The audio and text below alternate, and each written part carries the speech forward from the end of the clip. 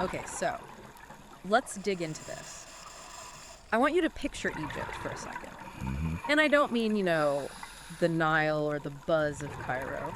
Picture the desert, just total desolation. Right, it's a moonscape. It is. It's dust, rocks, scorching sun. I mean, it is the absolute classic image of that arid belt. One of the most hostile environments on the planet if you don't have water. Exactly. But then you take one single step off the edge of that desert Yeah. and you fall into this world that is just so biologically aggressive, so packed with color and life that it almost it confuses your brain. We're talking about the Red Sea. It is the ultimate study in contrasts, isn't it? It really is. You have this like sterile monochrome world above the water, and then you just break the surface and it's an explosion. An explosion of what? We're talking I mean, we're talking over 1,200 species of fish, 200 species of coral, and a huge chunk of that, what is it, nearly 20%, is endemic. You can't find those animals anywhere else? It's a geological anomaly, but this is where it gets really interesting, and it's why we're doing this deep dive. We aren't just looking at travel brochures. We've got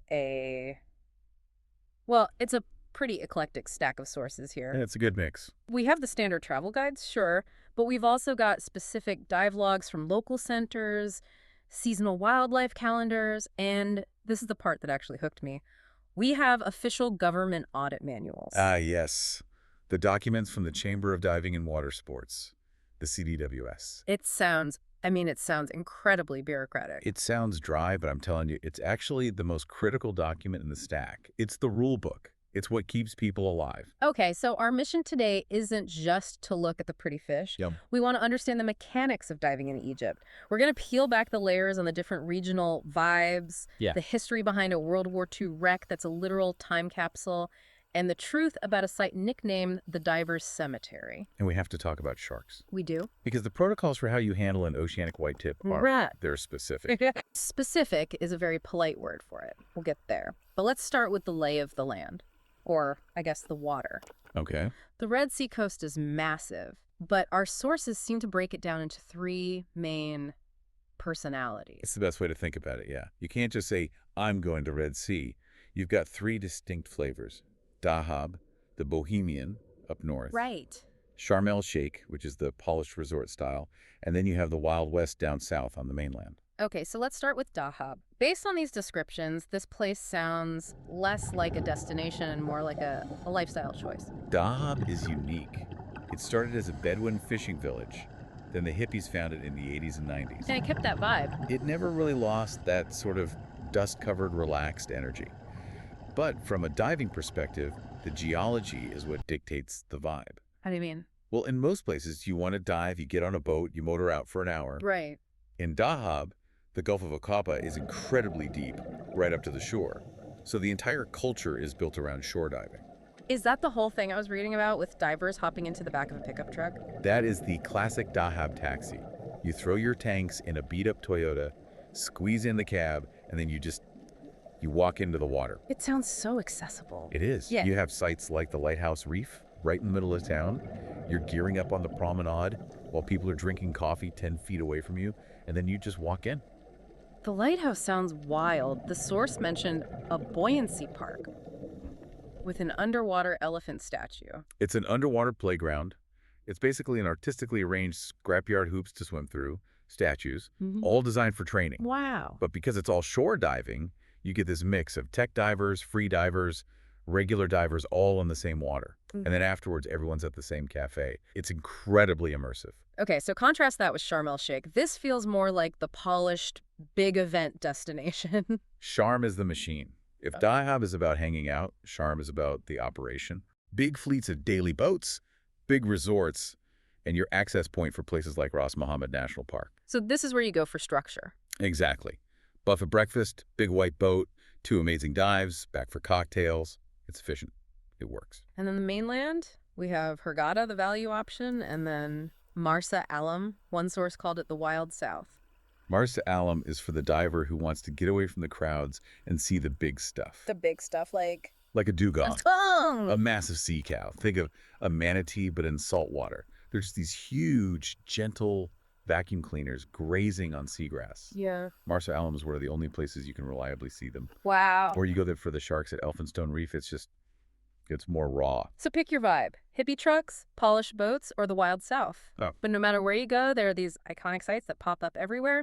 We have to talk about the SS Thistlegorm. Ah, the Thistlegorm, yes. Yeah. Arguably the most famous wreck dive in the world. And the history is just insane. This wasn't some ship that hit a reef in a storm. No. This is World War II history.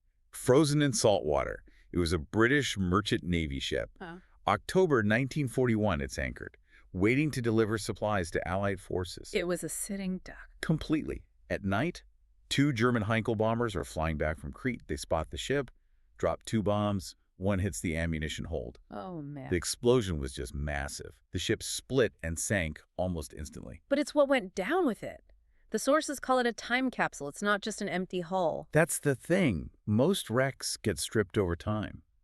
The Thistlegorm is packed. We're talking BSA motorcycles, Bedford trucks, Bring guns, aircraft wings, Wellington boots. And steam locomotives, like actual trains. 2 of them. They were lashed to the deck. The explosion was so violent it blew these 80-ton trains right off the ship. They're just sitting on the seafloor next to the wreck. It's mind-blowing to think of swimming past a motorcycle parked at 30 meters deep. It is haunting. You swim into the hold, your torch hits a tire, a handlebar. It's a museum. Jacques Cousteau found it in the 50s and then kept it secret to protect it. It was lost again till the 90s. Speaking of things on the bottom of the ocean that shouldn't be there, the toilet wreck. The Yolanda, yes. I honestly thought this was a joke at first, but at Ras Mohammed, there's a site called Shark and Yolanda Reef. And there are just piles of British standard toilets on the reef. Yep. The Yolanda was a cargo ship that hit the reef in 1980. Okay. It was carrying bathtubs, toilets, and BMWs. The ship eventually slipped off the reef into the deep, but it left its cargo behind.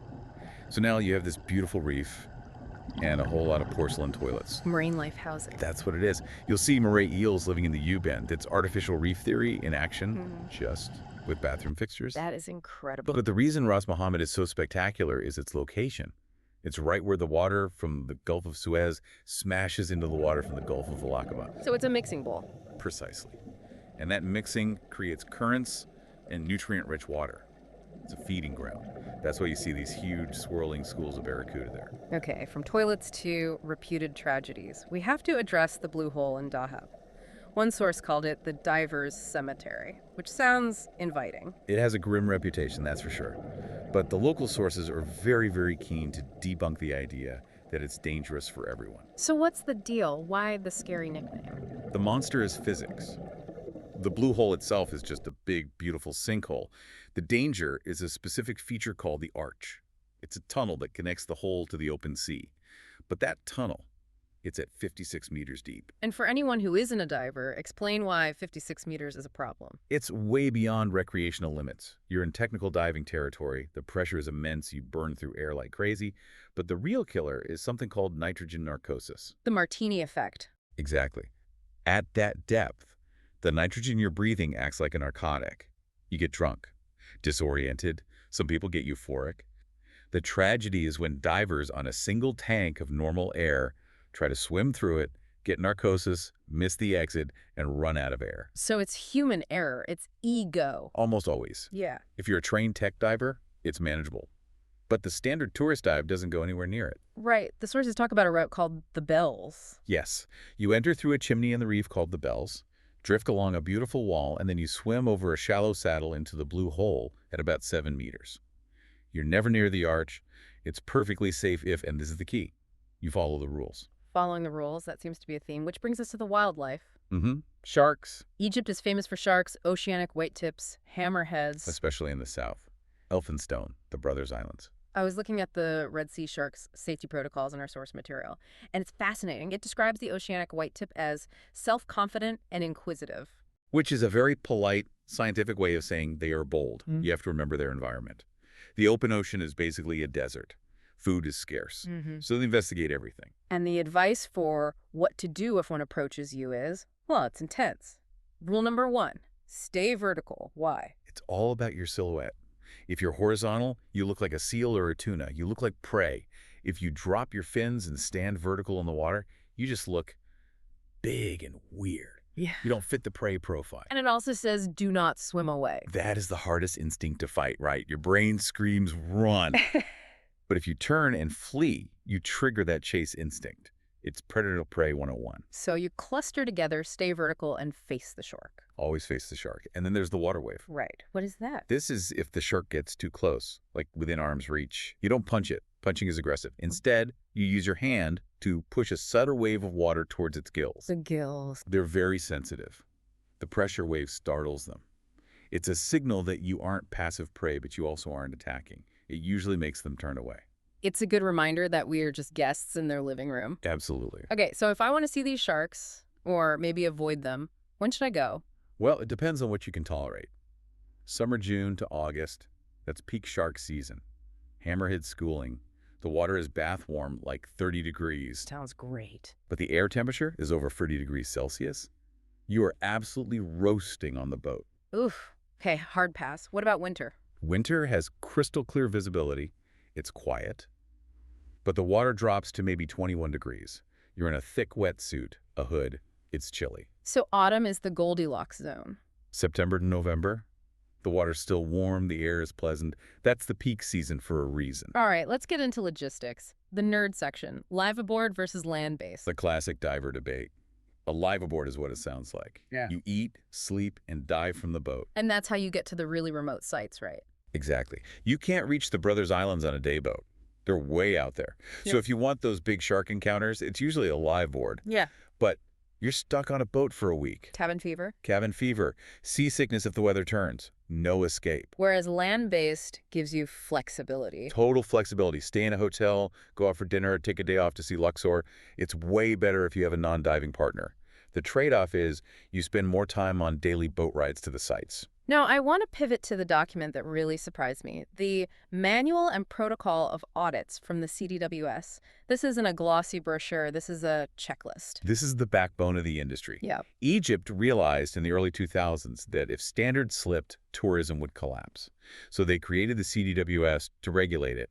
And these audits are rigorous. I was reading the requirements. They're so granular, like the tanks. Yeah, it's not enough to just have a tank. The manual says the tank has to have the Dive Center's logo visible on the lower third. Why does a logo matter? Accountability. It stops shady operators from trading or using unsafe tanks, and they check the test dates. Every tank has to be pressure tested every 5 years. And the air quality. This one kind of freaked me out. They inspect the compressor, specifically where its air intake is.